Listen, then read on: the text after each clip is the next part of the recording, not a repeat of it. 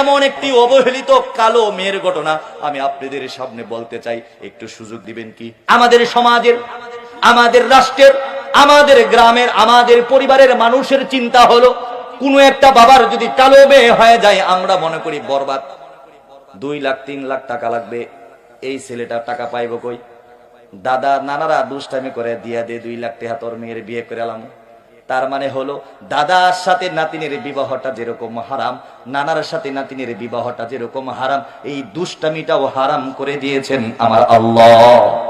সুতরাং দাদা নানা যারা হয়েছে, নাতির সাথে দুষ্টামি করতে পারবা, নাতির সাথে দুষ্টামি করতে পারবা না। কালো মেয়ের ঘটনা আমি আপনাদেরকে বলি, আমাদের সমাজের মধ্যে যদি কোনো মেয়ে হয় আমাদের মনটা খারাপ হয়। আল্লাহর নবী বলেন, যেই গ্রামের মধ্যে আল্লাহ খুশি হয় ওই গ্রামের মধ্যে রহমতের বৃষ্টি হয়। যেই ঘরের মধ্যে আল্লাহ তার থেকে বেশি খুশি হয় তার ঘরের মধ্যে মেহমান হয়। আর যেই মহান রব একটা পরিবারের উপরে তার চাইতে বেশি খুশি হয় তার ঘরের মধ্যে একটা কন্যা সন্তান হয়। আওয়াজ দিয়ে বলুন সুবহানাল্লাহ। মুহতারাম হাজিরিন, এমন একটা বিখ্যাত আলেমা, দিনদার, পরহেজগার, মুত্তাকি, সালেহা, যাকিরা, আশিকা কালো মেয়ের ঘটনা আপনাদেরকে বলতে চাই। বিখ্যাত একজন দাঈ, বিখ্যাত একজন আলেম, তার নাম হযরতে আমির বিন আনাস। নামটা কি? আমির বিন, আরেকটু আওয়াজ দিয়ে বলুন হযরতে আমির বিন। বিখ্যাত দাঈ, বিখ্যাত আলেম, বিখ্যাত একজন যুবক, সুঠাম দেহের অধিকারী, সুন্দর অধিকারী, সুন্দর চরিত্রের অধিকারী, সুন্দর চেহারার অধিকারী। এই ছেলেকে তার বাবা মা পছন্দ করে বিয়ে করেছে। বউ বাসর ঘরের মধ্যে উপস্থিত আছে, কিন্তু 24-26 বছরের যুবকের চিন্তা হলো, এই যে একটা বউ পাইছি এর চাইতে বড় নিয়ামত আর কি আছে? আমরা যারা বিয়ে তখন করি নাই আমাদের চিন্তা ছিল খুব ভালো বিয়ে করব। আওয়াজ দিয়ে বলুন কথা ঠিক কি না? যে মেয়েটা বিয়ে করে নাই ওই মেয়েটার চিন্তা হলো খুব ভালো ছেলে দেখে বিয়ে করব। এটাই মানুষের জীবনের সবচাইতে বড় একটা টার্গেট, সবচাইতে বড় একটা চ্যালেঞ্জ।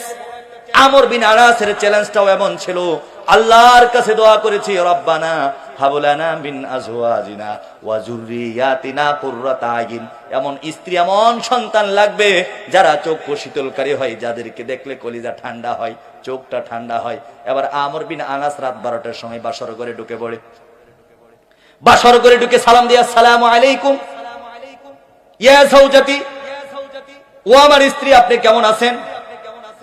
ওয়া আলাইকুমুস সালাম ওয়া রাহমাতুল্লাহ বলা হলো। কিন্তু হলোটা কি? কুপি একটা বাতি জ্বলে টেবিলের উপরে, তার স্ত্রী এক কোণায় বসে আছে। এমন কালো স্ত্রী, ওই স্ত্রীর চেহারার কালোর কারণে কুপি বাতিটাও অন্ধকার অন্ধকার লাগে।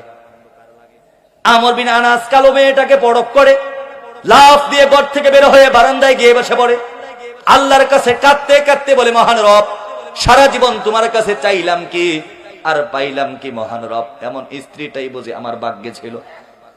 মুহতারাম হাজরিন, এমন স্ত্রীটাই বুঝি আমার ভাগ্যে ছিল। লোকটা কাঁদতে থাকে। রাত 12টা বাজে, 1টা বাজে, 2টা বাজে, যখন রাত 3টা বাজে, আমর বিন আনাসের কালো স্ত্রীটা ঘর থেকে বারান্দায় এসে হাজির হয়ে যায়। এবার 2টা হাত আমর বিন আনাসের পায়ের মধ্যে জড়িয়ে বুকের সাথে 2টা পা মিশিয়ে স্বামীকে ডাক দিয়ে বলেন, স্বামী আমি জানি আমি বড় কালো, আমার কালোর কারণে আপনার মনটা খারাপ হয়ে গেছে।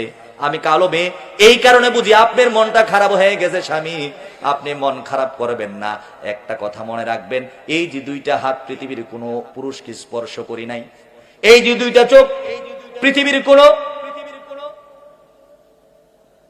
গায়রে মাহরাম, পৃথিবীর কোনো বাজে ছেলেদেরকে যার সাথে বিবাহ জায়েজ হবে এমন কোনদিন ছেলের সাথে কোনদিন চোখের খেলা খেলি নাই। ও আমার স্বামী, ও আমার স্বামী, ও আমার স্বামী, আপনি মন খারাপ করবেন না। একটা কথা মনে রাখবেন, কালোর মধ্যেও ভালো কিছু থাকতে পারে। একটা আওয়াজ দিয়ে বলেন, স্ত্রী কি বলেছে? কালোর মধ্যেও। আরেকবার আওয়াজ দিয়ে বলুন, কালোর মধ্যেও। ও আমার স্বামী, কালোর মধ্যেও ভালো কিছু থাকতে পারে, আপনি মন খারাপ করবেন না। আমর বিন আনাসের মনটা খারাপ হয়ে গেল। কি রে, কি হলোটা কি? কালোর মধ্যেও বুঝি ভালো কিছু থাকতে পারে। স্ত্রী কি বলেন? আমর বিন আনাসের কান্না বন্ধ হয় না, মন খারাপ বন্ধ হয় না। এবার বিখ্যাত দাই আমর বিন আনাস কাঁদতে থাকে। এবার স্ত্রী তার স্বামীকে বলেন, স্বামী এই যে একটা কথা বলি, আপনার চেহারাটা বড় সুন্দর, এই সুন্দরটা কে বানাইছে বলেন তো? আমর বিন আনাস বলেন, আমার আল্লাহ বানাইছে। কে বানাইছে? আপনার বডিটা যখন বানানো হয়েছে, মহান রব ফেরেশতাদেরকে বলেছেন, সোকন সোকন ফেরেশতা তোমরা দূর হয়ে যাও। আমর বিন আনাসের বডি বানানো হয়েছে। আমর বিন আনাসের মুখমণ্ডলটা আমি রব আমার কুদরতের হাত দিয়ে মোহব্বতের সাথে বানাতে চাই। আমর বিন আনাসের চেহারা আমি বানাবো। ফেরেশতারা চলে গেল। আল্লাহ তার কুদরতের হাত দিয়ে সুন্দর করে আপনার নাকটা ছন ছন করে বাঁশের কঞ্চির মতো খাড়া করে সুন্দর করে সাদা মলাট করে আপনার নাকটা বানিয়ে দিয়েছে। ও আমার স্বামী, আপনার দাঁতগুলো ডালিমের বিচির মতো দানা দানা করে সাজিয়ে দিয়েছে। আপনার চোখগুলো হরিণীর চক্ষু করে সৃষ্টি করেছে। আপনার ঠোঁটগুলো গোলাপের পাপড়ির মতো সৃষ্টি করেছে। আপনার গালগুলো গন্ড দেশগুলো ভরাট করে সৃষ্টি করেছে। গায়ের রংটা এত সুন্দর দিয়েছে। আপনার সুন্দরের প্রেমে যেই পৃথিবীর যেই কোনো মানুষ পড়ে যাবে, আপনার দাড়ির ফাঁক দিয়ে আপনার মুছের ফাঁক দিয়ে আপনার চামড়ার সাদাটা অবলোকন করা যায়। আওয়াজ দিয়ে বলুন সুবহানাল্লাহ। ও আমার স্বামী আমের বিন আনাস, একটু চিন্তা করুন, মহান রব আপনাকে মহব্বতের সাথে সুন্দর করে বানানোর পরে কুরআনে কারীমের সূরা ৩ এর মধ্যে 4টা কসম করেছে। কয়টা কসম? আল্লাহ বলেছেন ওয়াত-তিনি ওয়াজ-যাইতুন ওয়া তুরি সিনিন ওয়া হাযাল বালাদিল আমিন। তিনের কসম, জাইতুনের কসম, সিনাই পর্বতের কসম, ওয়া হাযাল বালাদিল আমিন, পবিত্র মক্কা নগরের কসম। আমি রব ঘোষণা করে দিলাম, লাকাদ খালাকনাল ইনসানা ফি আহসানি তাকওয়িম। আমর বিন আনাসকে আমি উত্তম সুন্দর করে পৃথিবীর সব মাখলুকাত থেকে আমি মানুষকে বড় সুন্দর আকৃতিতে বানিয়েছি। আওয়াজ দিয়ে বলুন সুবহানাল্লাহ। ও আমার স্বামী, আবার শুনুন, আপনার যেই আল্লাহ আপনার চেহারাটা সুন্দর করে বানিয়েছে, আমার বডিটা যখন বানানো হয়েছে আমি তো খুব কালো। মহান রব ফেরেশতাদেরকে বলেছেন, ও ফেরেশতারা সোকন সোকন তোমরা দূর হয়ে যাও। আমর বিন আনাস স্ত্রীকে আমি বড় মহব্বত করে বানাবো। যেই মহান রব তার কুদরতের হাত দিয়ে আপনার নাকটা খুব খাড়া করে সূচের মতো করে সুরল করে আপনার নাকটা খুব ছনছনে বানিয়েছে সাদার চামড়া মলাট দিয়ে, সেই রব আমার নাকটা কালো করে বানিয়েছে, মোটা করে বানিয়েছে। বানানোর পরে রব তার কুদরতের হাত দিয়ে নাকটার মধ্যে একটা ডলা দিয়েছে। আমার নাকটা যেরকম কালো ওরকম মোটা ওরকম চেপটা। যেই মহান রব আপনার চোখগুলোকে হরিণীর চক্ষু বানিয়েছে, ওই রব আমার চোখগুলোকে গরুর মতো করে বানিয়েছে। যেই মহান রব স্বামী আপনার ঠোঁটগুলোকে গোলাপের পাপড়ির মতো বানিয়েছে, ও আমার স্বামী ওই মহান রব আমার ঠোঁটগুলোকে শামুকের ঠোঁটের মতো বানিয়েছে। ও আমার স্বামী, যেই রব আপনার দাঁতগুলোকে ডালিমের বিচির মতো সুন্দর করে বানিয়েছে, সেই রব আমার দাঁতগুলোকে কুদালের মতো বড় করে বানিয়েছে।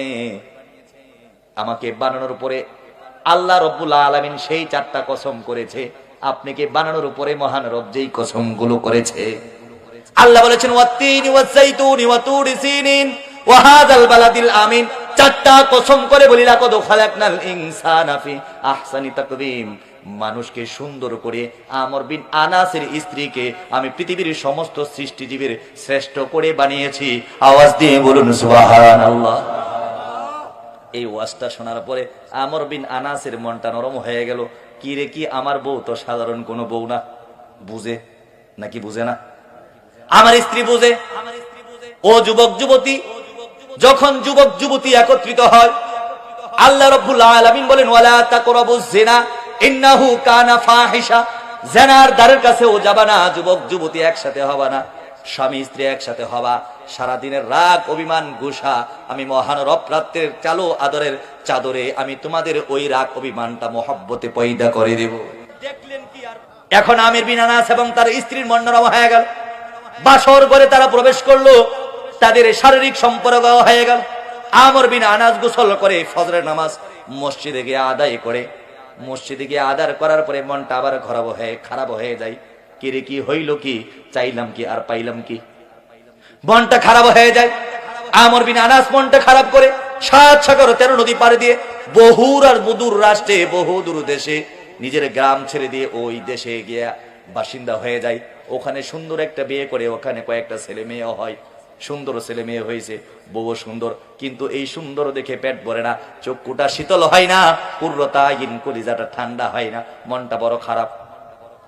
20 বছর পরে মসজিদের মধ্যে হযরতে আমর বিন আনাস রাহমাতুল্লাহি আলাইহি, 20 বছর পরে হযরতে আমির বিন আনাস রাহমাতুল্লাহি আলাইহি চিন্তা করলো, কোরআনের আয়াত তেলাওয়াত আমর বিন আনাসের সামনে হাজির হয়ে যায়, লিল্লাযীনা ইউলুনা মিন নিসাইহিম তারাব্বুসু আরবাআতি আশহুর ফাইন ফাউ ফাইন্নাল্লাহা গফুরুর রহিম। আল্লাহ বলেন, ও পৃথিবীর মানুষ শোনো, তোমরা যদি স্ত্রীর সাথে সহবাস করবা না, স্ত্রীর সাথে মেলন করবা না, স্ত্রীর সাথে থাকবা না, এরকম শপথ যদি তোমরা করো, আর বাতি আশহুর 4 মাস পর্যন্ত স্ত্রীর কাছে তুমি যদি না থাকো, 4 মাস পরে শপথ ভাঙো, এসে স্ত্রীর সাথে সহবাস করো, আর 4 মাস পরে যদি স্ত্রীর কাছে না আসো, স্ত্রীটাকে যৌন চাহিদাই কষ্ট দিবে না, স্ত্রীটাকে ডিভোর্স করো, স্ত্রী আরেকটা স্বামী গ্রহণ করে নিজের যৌন চাহিদা মিটাবে, এটাকে ইসলাম বলে, এটাকে ধর্ম বলে, এটাকে সুন্দর বলে। আওয়াজ দিয়ে বলুন সুবহানাল্লাহ। এবার আয়াত যখন পড়েছে 4 মাস স্বামী দূরে থাকতে পারবে, স্বামী স্ত্রী থেকে কয় মাস দূরে থাকতে পারবে? স্বামী স্ত্রী থেকে 4 মাস দূরে থাকতে পারবে। কিন্তু আমাদের যারা স্বামীরা বিদেশ আছে, এরা কি করবে? এরা 4 মাসের বেশি থাকতে পারবে যদি স্ত্রী অনুমতি দিয়ে থাকে। আওয়াজ দিয়ে বলুন কথা ঠিক কিনা? কিন্তু স্ত্রী যদি পাগলা, তোমার গাড়ি আমার দরকার নাই, তোমার মাসে 80,000 টাকা দরকার নাই, আমি ফাগলি, তোমার ফাগলারই লাগবো, তাহলে ফাগলার জন্য বিদেশ করা নাজায়েজ হয়ে যাবে। আওয়াজ দিয়ে বলুন কথা ঠিক কিনা?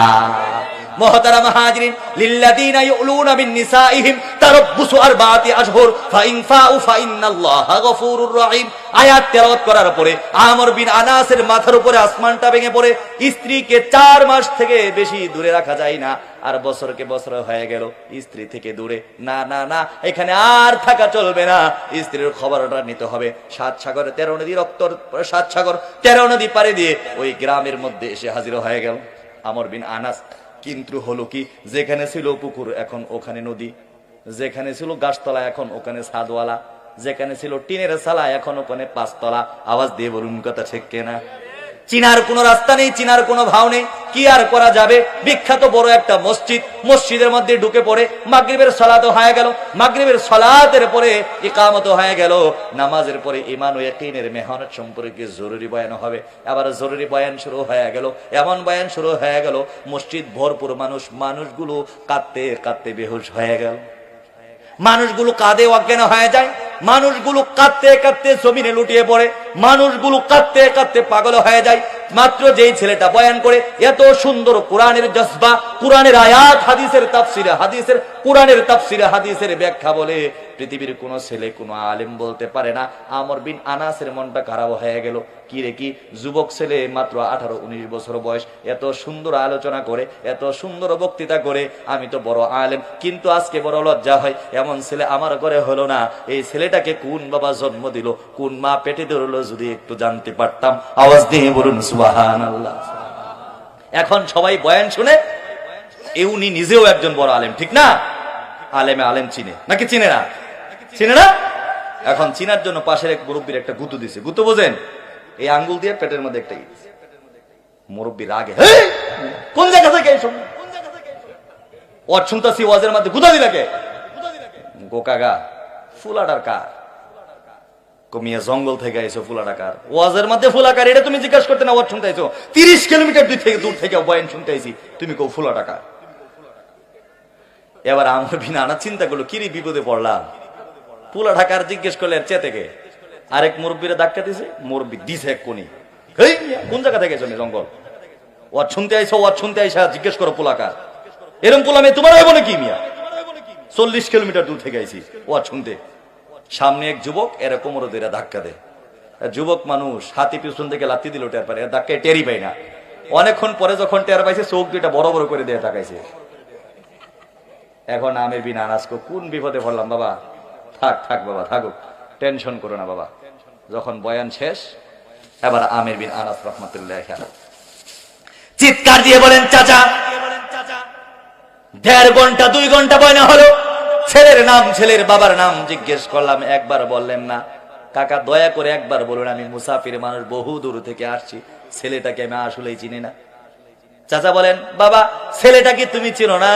এই ছেলেটা সাধারণ কোন ছেলে না, এই ছেলেটা বিখ্যাত আলেম, বিখ্যাত দাঈ হযরতে ইমাম মালিক রাহমাতুল্লাহি আলাইহি, যার নাম, আওয়াজ দিয়ে বলুন সুবহানাল্লাহ, মিয়াটি ইমাম মালিক 9 বছর বয়সে হাদিস মুখস্থ শুরু করেছে, 18 বছর বয়সে হাদিসের কিতাব লিখেছে, 100 লক্ষ 2 লক্ষ হাদিস মুখস্থ করে হাদিসে হাফেজ হয়েছে তিনি ইমাম মালিক। আওয়াজ দিয়ে বলুন সুবহানাল্লাহ।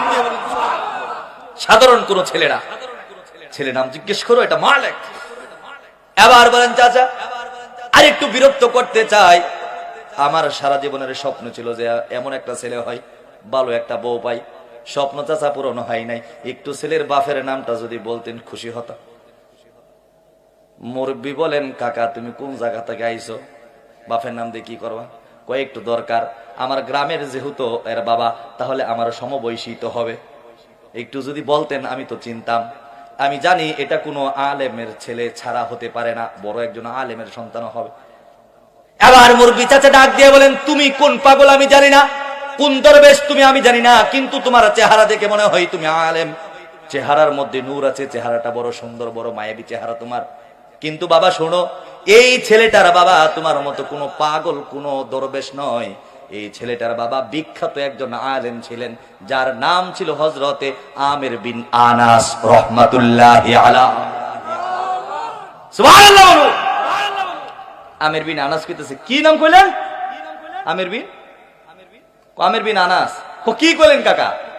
কারি মেয়ের বাপের নাম আমির বিন আনাস।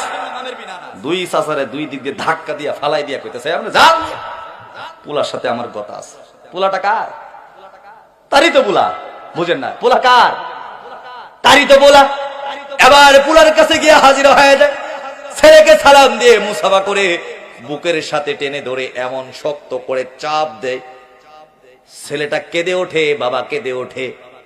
বিজা দুইটা ঠোঁট দিয়ে ছেলের কপালের মধ্যে চুমু দিয়ে বলেন, বাবা, ও বাবা, তোমার নাম কি আমাকে একটু বলো।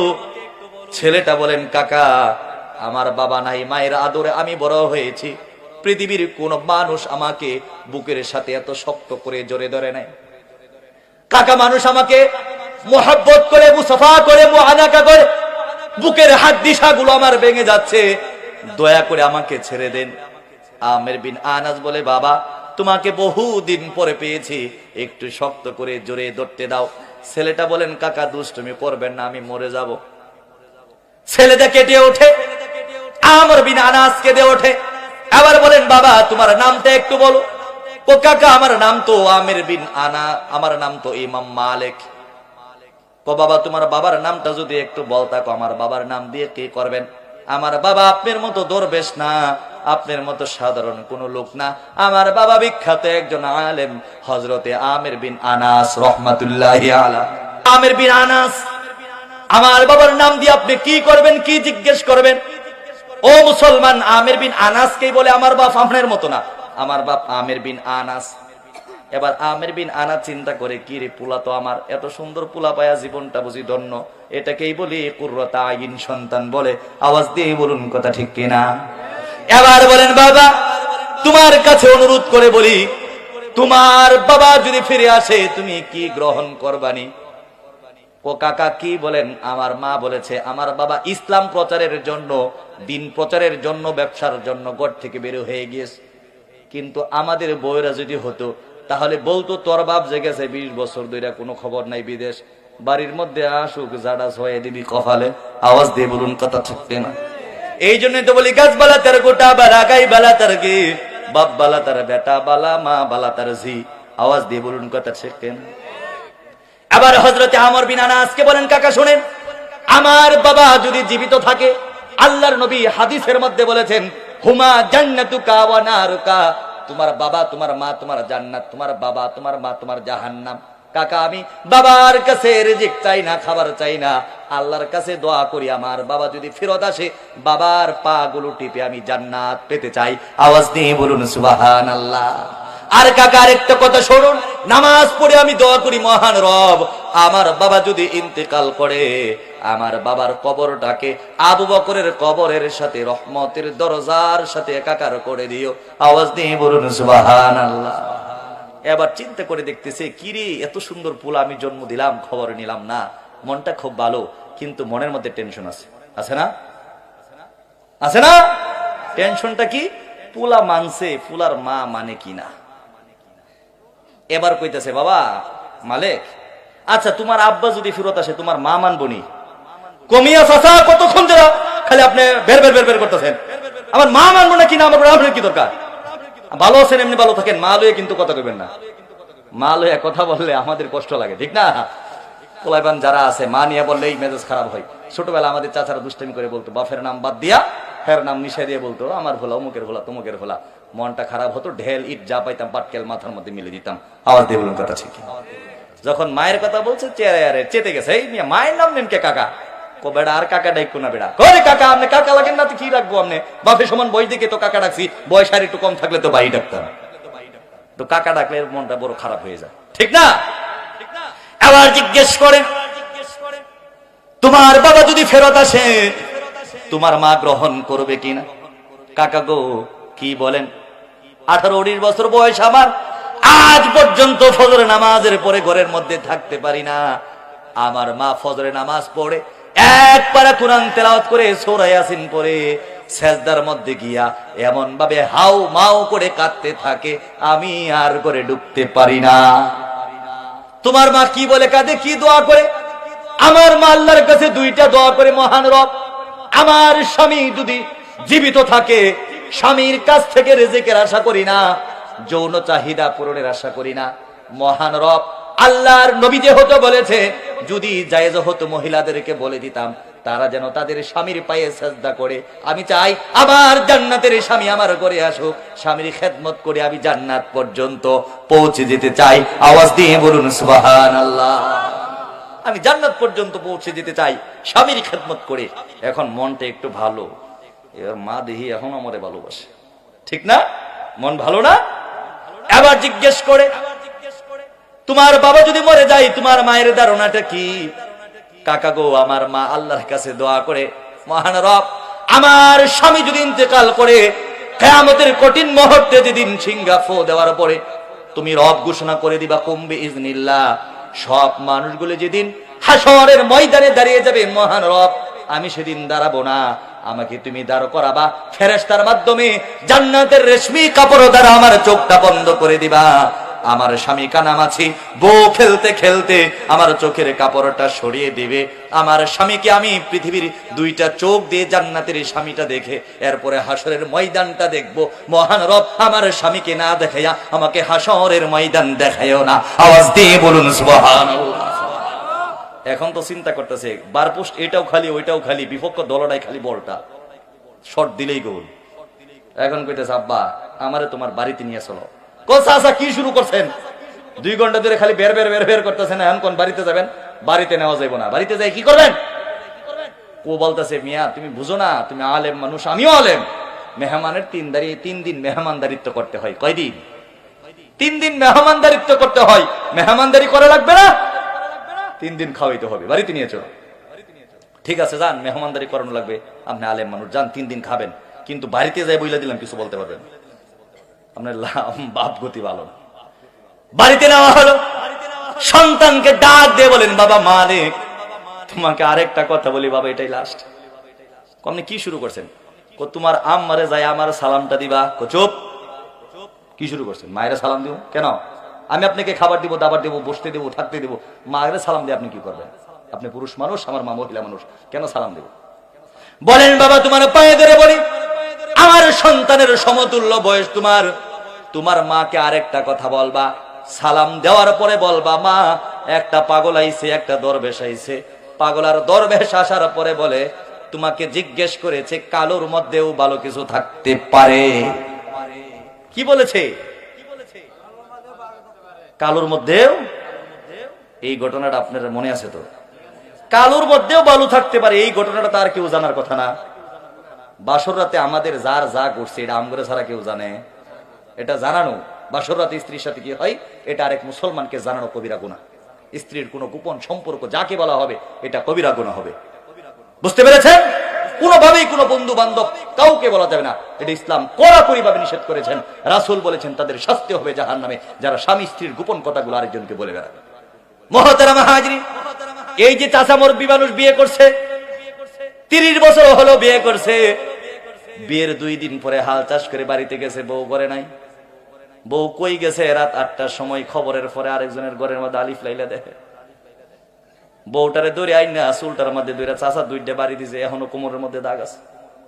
ফুলারে কত রাব্বার আগে যে রাগ আছিল, আমার দুইটা মাইট দিছিল, টিভি দেখছিলাম, এখনো দাগ আছে। ফুলাই কো বাদ যাও সাম্মা, কের মাইট দিছে আমি দেখছি। মাইট যে দিছে এটা ফুলা কিছু বুঝে? কালোর মধ্যে ভালো কিছু আছে এটা ফুলা তো কল্পনাও করতে পারে না। কল্পনা করতে পারে? মাকে যখন বলা হলো মা একজন পাগল আলেম এসেছে তোমাকে সালাম দিয়েছে, আবার বলেছে কালোর মধ্যেও ভালো কিছু থাকতে পারে, কথাটা শোনার পরে মা জমিন থেকে শুয়ে পড়ে, ও অজ্ঞান হয়ে পড়ে। ছেলেটা কাঁদতে কাঁদতে অস্থির হয়ে গেল। মা আমার ওই লোক এসেছে, বুকের সাথে আমাকে জড়িয়ে ধরেছে, তার বিজা ঠোঁট গুলো দিয়ে আমার কপালটা লেপটিয়ে দিয়েছে। মা এই পাগল এত শক্ত করে আমাকে ধরেছে, মনে হয় আমার বুকের হাড্ডি সাগুলো ভেঙে যাচ্ছে। মা পাগল আমাকে এত কষ্ট দিয়েছে, পাগল বেত বুকের সাথে আমাকে শক্ত করে জড়িয়ে ধরেছে। সন্ধ্যা থেকে আমার পিছু নিয়েছে, রাত 10টা 11টা বাজে। মাগরিবের সালাত পড়লাম, এছাড়া সালাত পড়লাম, বাড়িতে পাগলকে নিয়ে আসলাম। মা পাগল আলেম যখন বলে কালোর মধ্যে ভালো কিছু থাকে, তুমি কেন অজ্ঞান হয়ে গেল? মা এবার ডাক দিয়ে বলেন, ছেলে মালিক রহমাতুল্লাহ আলাইহি মালিক, যেই বাবার জন্য ছোট থেকে তুমি কান্না করেছো, যেই স্বামীর জন্য 18 বছর 20 বছর চোখের জল ছেড়েছি, আজকে আমার ঘরের সমস্ত পর্দা, সমস্ত দরজা, সমস্ত জানালাগুলো দা দিয়ে কুড়াল দিয়ে কেটে ছিঁড়ে ছিন্নমূল করে দাও, বিচ্ছিন্ন করে দাও। আজকে যিনি যেই পাগল করে প্রবেশ করবে সেটা তোমার জান্নাতের বাবা, তোমার দুনিয়ার জান্নাত আখিরাতের জান্নাত, সেটা আমার দুনিয়ার সান্ত্বনা, দুনিয়ার ভালোবাসা, দুনিয়ার স্বামী, জান্নাতের আখিরাতের স্বামী। আওয়াজ দিয়ে বলুন সুবহানাল্লাহ। এবার আমের বিন আনাস আসলেন, স্ত্রী সন্তানকে নিয়ে সুখের জীবন শুরু করে দিলেন। মোহতারাম হাজরিন, তাহলে প্রমাণ হয়ে গেল কালোর মধ্যেও ভালো কিছু থাকতে পারে।